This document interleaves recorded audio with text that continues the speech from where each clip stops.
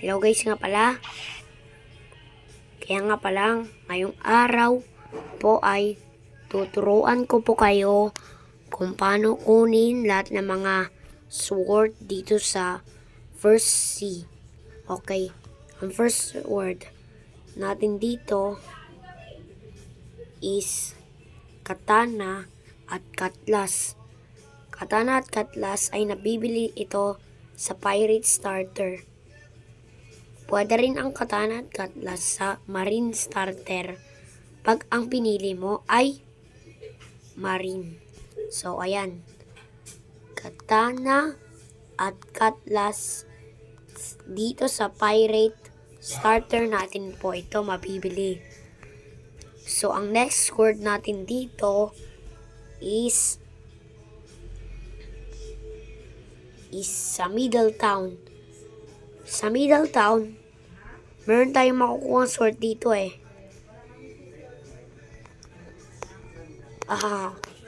So yan, pinatay natin siya guys. Tingnan mo, malakas ako mag-light fruit eh.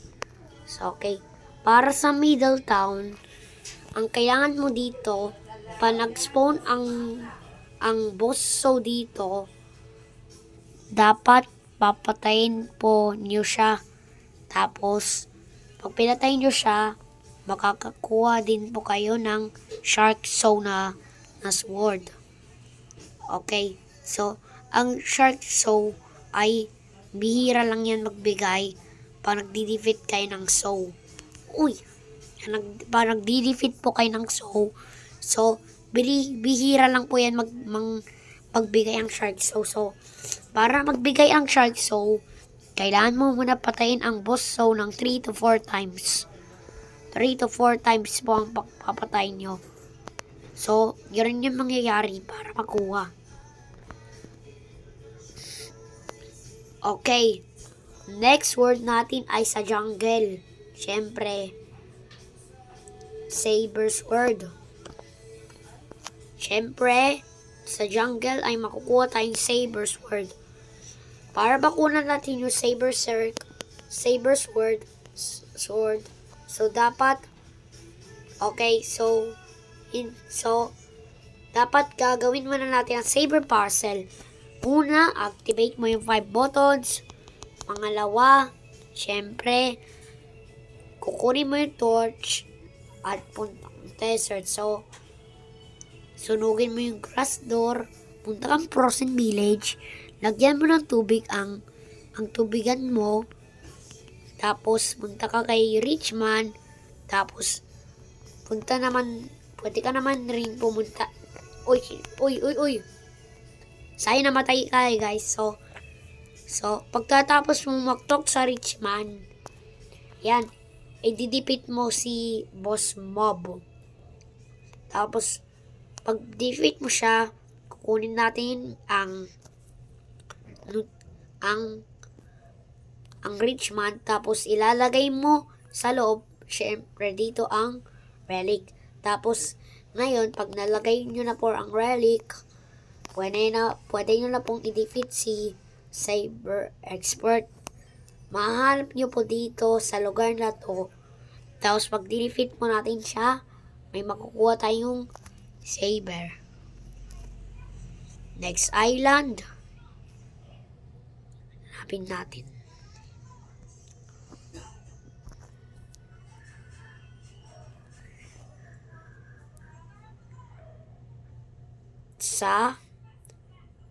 Ayun.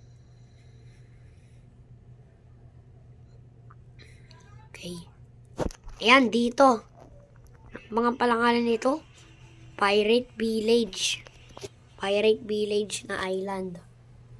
So, dito sa Pirate Village, may makita kang Sword Dealer of the West. Okay. Para mahanap mo siya, dito mo siya mahanap banda dito, nagkabasa Sword Dealer of the West. So, kakabili ka dito ng dual katana at iron mace. Siyempre rin. So, dito mo yan mahanap.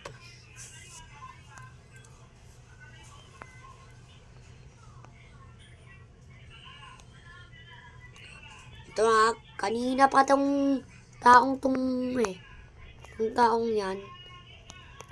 Pero wag na nga tayo mag-PVP, mamamatay lang tayo. Ano ko yung next island? Next island. Hanapin natin. Nasaan na ba yung Magma Village? Hindi ko na alam. Kalimutan ko na yung Magma Village. Oh my God. Ano nang gagawin ko pag nakalimutan ko na? Wala na. Kalimutan ko na. Hanapin nga lang natin. Magma Village. So guys, meron kasing sword doon eh. Tapos nakalimutan ko na. Nasaan na ba yung si mob leader? Dahil si mob leader kasi ay magkadikit sa Magma Village. So, pwede natin yan mahanap ng madaling paraan. Saan ba siya ngayon?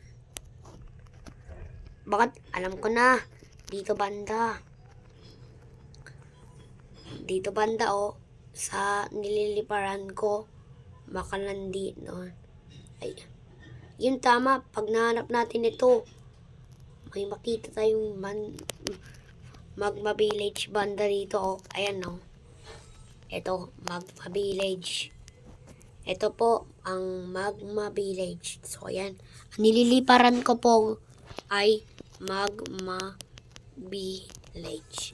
La la la la la la la la la la la la la. Yan, so ayan. Papunta itong Magma Village. So, dito rin sa Magma Village, may mabibili rin tayong sword dito. Yan. So, sigurado may secret door po dito na mahanap nyo. Yan. Paparating na tayo guys. Ito nga pala yung pinakamalayong island sa lahat. Itong Magma Village. Pinakamalayong hanapin oh. Yan. So, yan. Kaya turuan ko kayo. Pag kayo na sa NPC, daan kayo papuntang right side. Siyempre, banda rito. Yan. Tapos, may makikita kayong ditong living skeleton. Dito kayo makakakuha ng soul cane ng 750,000.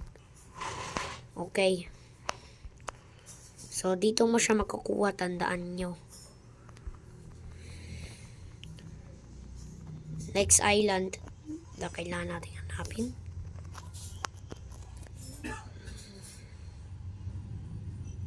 Doon nga tayo sa Marine Fortress para madali nating mahanap yung next island na hanapin natin. Okay, daan nga tayo ng Marine Fortress para madali nating hanapin ang Frozen Village. Ang Frozen Village kaya nga pala kailangan natin dumaan ng Marine Fortress. Okay, para mahanap yung NPC, ayan, dapat diretso tayo. Diretso lang. Dahil, oo nga pala. Eto nga pala. Baka naman sakaling papuntang Frozen Village ito. Dahil, pag Frozen Village, Marine Fortress, equals ay magkapantay sila. Wait lang natin na lalabas ang Frozen Village. Uy, Middletown na.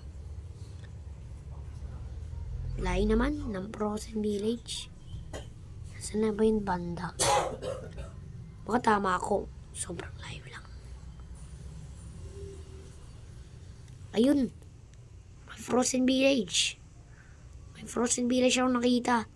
Siguradong may sword rin dito. Yun.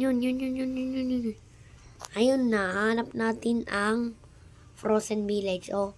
So, dito naman sa lugar natin rito, may mabibili tayong Sword Leader of the East. Pwede tayong bumili ng triple katana. At syempre rin, pipe.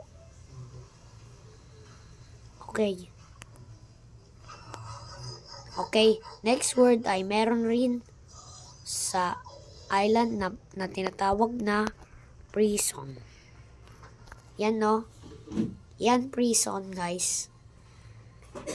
May makukuha kang sword dito. May makukuha kang sword sa prison pag ikaw ay nakapag-defeat ng boss. So, bago kayo makakuha ng sword, sasabihin ko yung pangalan ng boss na kailangan nyo ma-defeat para may makuha kayo. Kaya ang challenge nyo dito is i-defeat nyo si Ship Warden. Okay. Tapos, pag na-defeat nyo po siya, isabihin may chance kayo na makakuha ng Warden Sword. Okay. May Warden Sword na makukuha dito. Pag galing ka rito. Sa lugar na tayo. Hindi natin kita.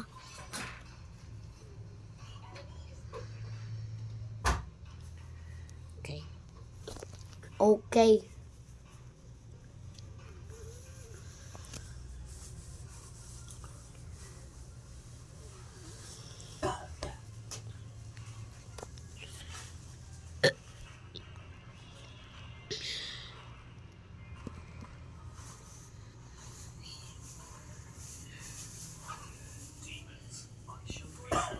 Okay, kaya nga pala, ang next natin po dito ay Skyland. Skyland. So, okay, hanapin po natin yung Skylands dahil may makuha rin tayong sword dito. Saan na guys? Skyland. Yan. Okay, alam ko na. Jungle na naman.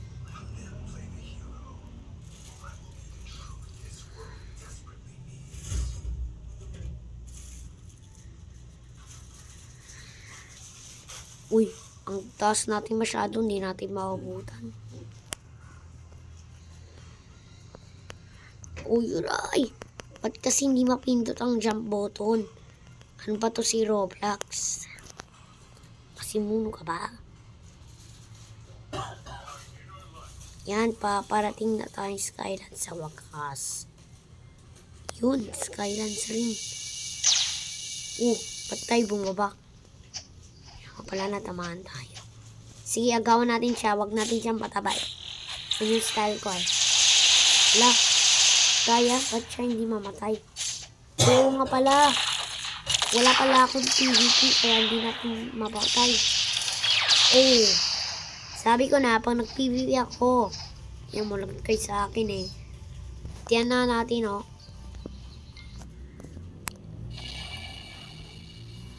Okay, natin yan. Ang lugar yan. Yun, nakaabutan. Dito sa Skylands, meron tayong mabibiling Master Bander na dual-headed blade. At syempre rin, meron po tayong Bisento. Kung pala, sa Upper Skylands rin, may chance rin kayo na makakuha na sword dito. Kung pala, okay, para may makuha kayong sword dito, pasok kayo dito. Yan. Yan kayo. Yan. Pag naabutan nyo to, kailangan nyo kailangan nyo po, para may makuha din kayong sword dito, kailangan nyo po i-defeat ang Thunder God para may makuha po tayong sword na pole. So, 10% chance lang na makakuha tayo ng pole sword sa Thunder God. So, bihira lang yun mangyari, no? So, like and subscribe nyo pag nangyari yun sa inyo. Ano pa ba?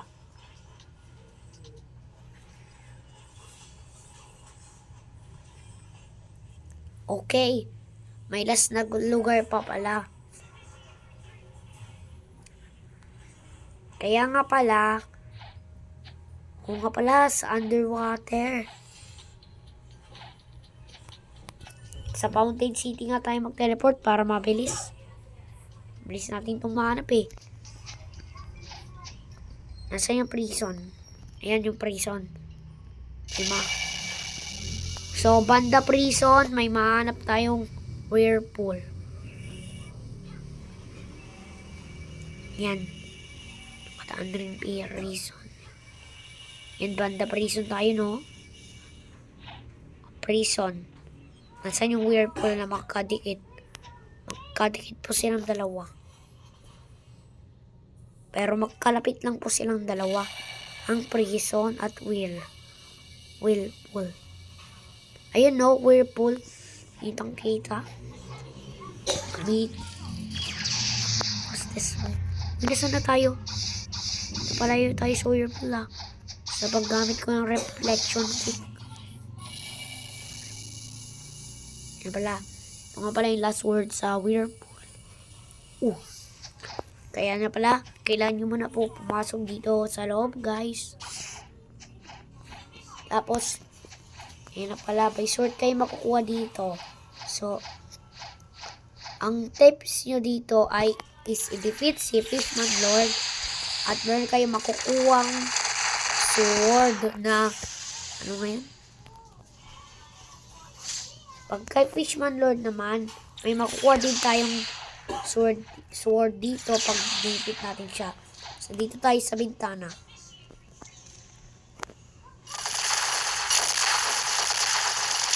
Dito tayo sa bintana magpatay.